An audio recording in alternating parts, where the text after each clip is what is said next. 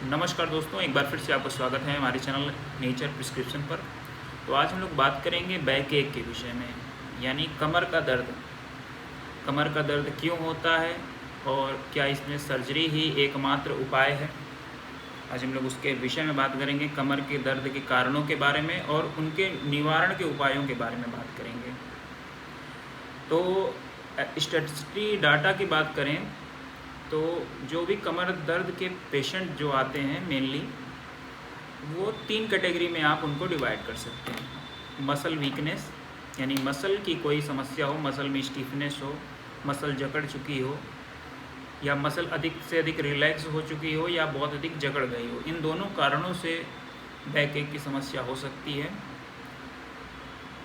एक नर्व की समस्या हो सकती है, जैसा कि आप लोग सभी जानते हैं L3, L4, L5 की जो वर्टिब्रेट है, न्यूक्लियस, उसकी जो दब जाने के कारण, वर्टिब्रल कॉलम के दब जाने के कारण भी आप देखते हैं कि स्पाइनल कॉर्ड की जो नसें हैं वो दबने के कारण भी जो दर्द उत्पन्न होता है वो दूसरे तरीके का दर्द हुआ। और तीसरे तरीके का जो दर्द है वो अर्थराइटिस के कारण होता है, यानी जॉइंट्स, जो वर्टिब्रल कॉलम की जॉइंट्स हैं उनमें कोई समस्या आ जाती है, किसी प्रकार की जॉइंट्स से रिलेटेड जो समस्या है वहाँ पर तीसरे प्रकार का पेन हो।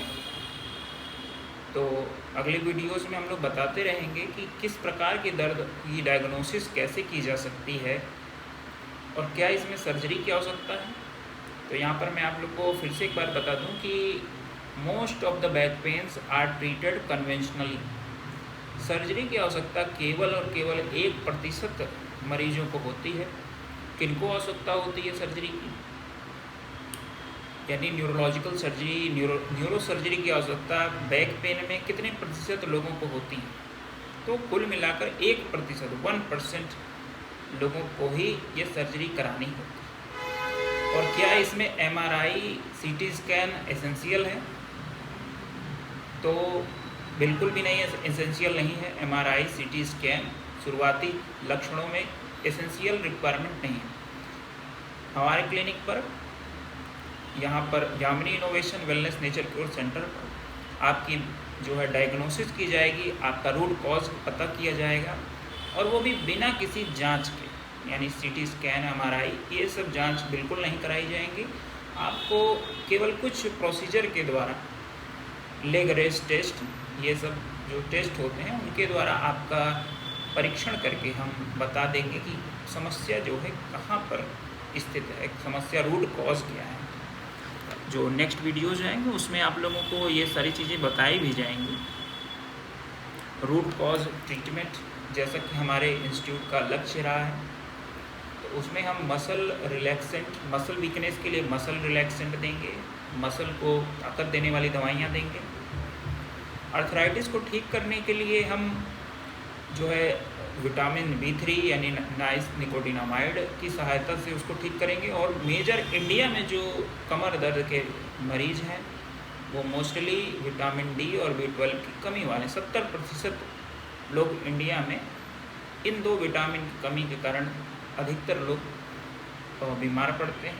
और जिनकी जो है L3, L4 की समस्या है उनको भी हम कटिबस्ती इत्यादि जो पंचकर्मा की विधियां हैं उनसे हम इनको ठीक करने की कोशिश करेंगे। और तो और 99% जो केसेस होते हैं वो अपने आप ठीक होने वाले होते हैं। उनमें सर्जरिकल इंटरवेंशन करना गैरकानूनी भी है और साथ ही साथ ये अनएथिकल भी है। तो बहुत सारे जो एलोपैथिक डॉक्टर्स हैं वो अनएथिकल प्रैक्टिस कर रहे हैं, मतलब जहाँ सर्जरी की आवश्यकता नहीं है वहाँ पर भी फॉल्सिफिकेशन के द्वारा पेशेंट को गुमराह करके सर्जरी पर सर्जरी करते जा रहे हैं, रूट कॉज का पता लगाए बिना।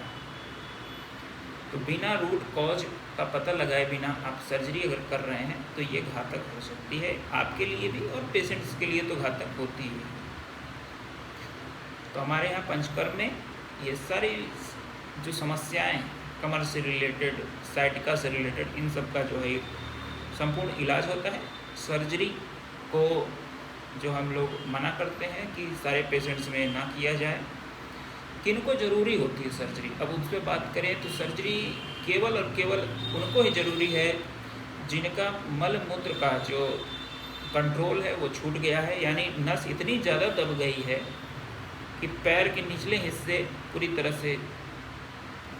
तरह से आप कह सकते हैं कि नम हो गया है, उसमें जान बची नहीं है, वो पूरी तरह से नस उसकी दब चुकी है। खून का दौड़ा जा रहा है लेकिन फील नहीं हो रहा है, कुछ की जो सेंसेशन है वो नहीं आ पा रही। दूसरा है जो मलमूत्र का मार्ग है उसके जो कंट्रोल्स हैं वो आपका छूट गया, तब सर्जरी ही एकमात्र उपाय बचती है। 1% केसेस में ये सब देखने को मिलता है, बाकी 99% में आप पंचकर्म से आप अपनी समस्या का हल निकाल सकते हैं। थैंक यू सो मच दोस्तों, इस चैनल को सब्सक्राइब कीजिएगा। आगे हम मेथडोलॉजी, टेस्ट की मेथडोलॉजी भी आपके साथ साझा करेंगे, जिससे आप घर पर अपना परीक्षण कर सकते हैं और आवश्यकता पड़ने पर आप हमारे यहाँ भी आकर इसका जो है गाइडलाइंस के अनुसार परीक्षण कर सकते हैं। थैंक यू सो मच दोस्तों।